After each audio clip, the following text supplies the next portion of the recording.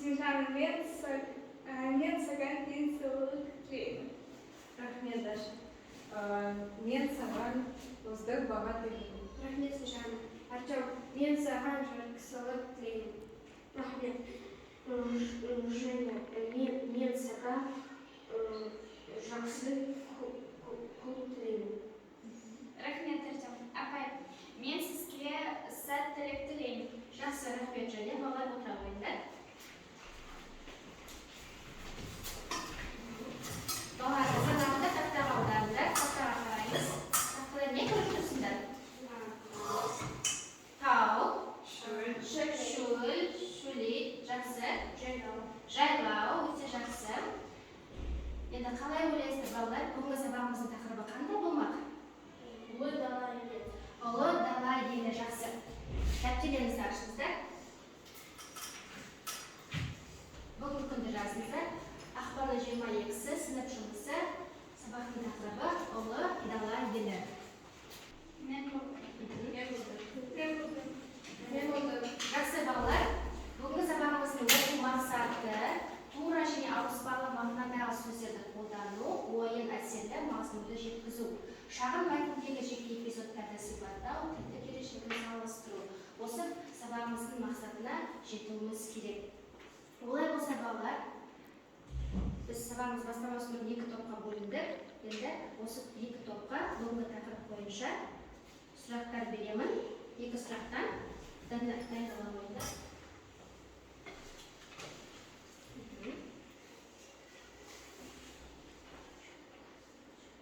Қай топ дайын? Қолдарыңды көтересіздер.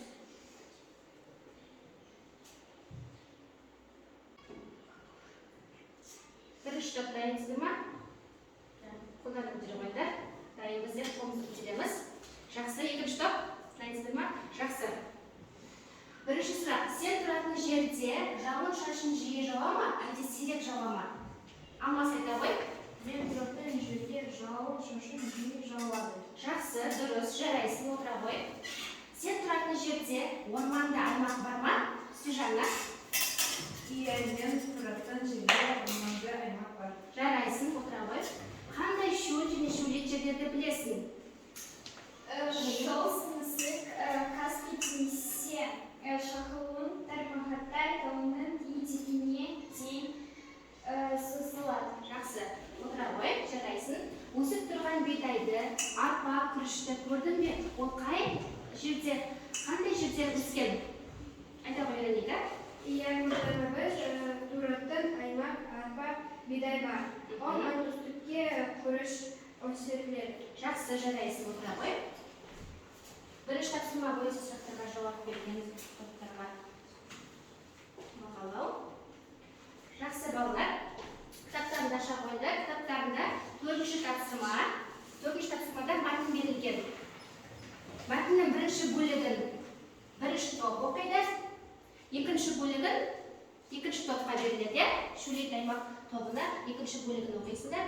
Сосын мәтін бойынша тапсырмалар орындаймыз. Түсінікті ма балалар? Жақсы балалар, оқып болдыңыздар ма? Екі топқа диаграмма беремін. Осы диаграмма бойынша әр аймақтың пайыздарын жазып шығасыңдар.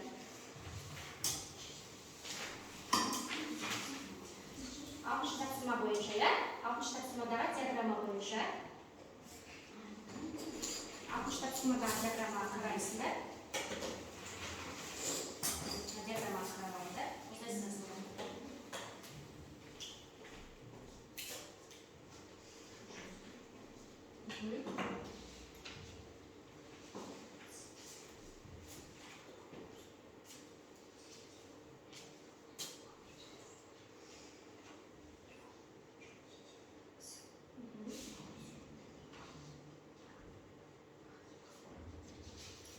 Осылай ең көп пайызы жазамын.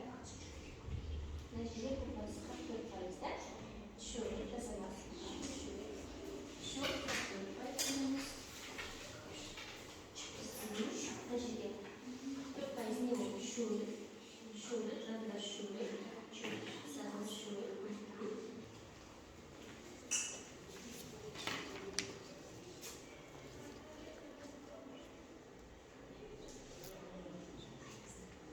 Жақсы балалар. Болды ма? Иә. Жарайды. Дала аймағы. Неше пайыз далада? Дала. 26%. Жақсы. Орманды далалы аймақ. Кім жауап береді орманды далалы аймақ?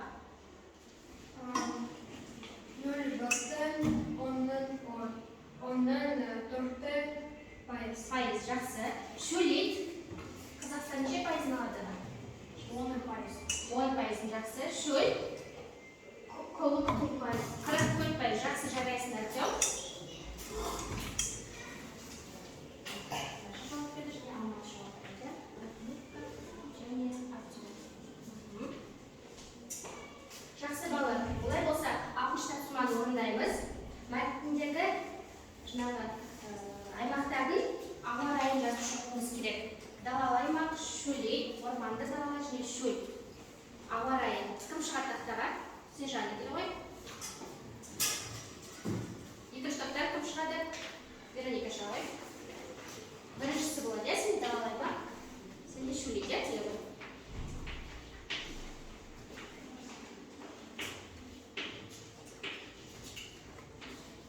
Балалар, дәптерлерімізді ашамыз, жазамыз.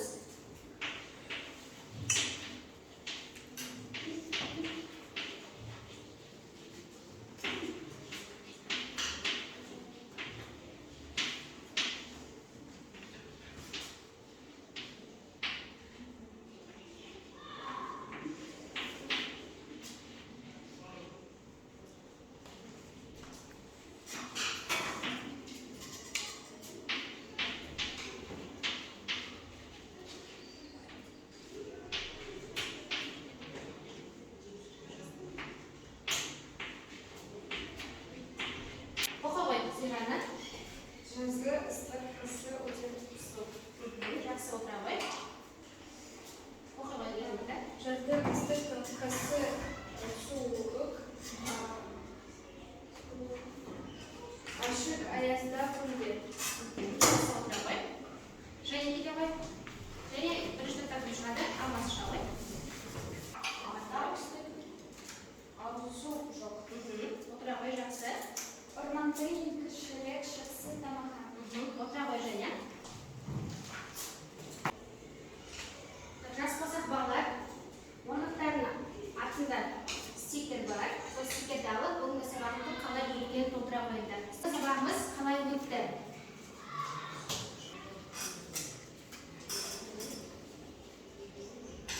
Тапсырмалар қиын болды ма? Сабақ түсінікті болды ма?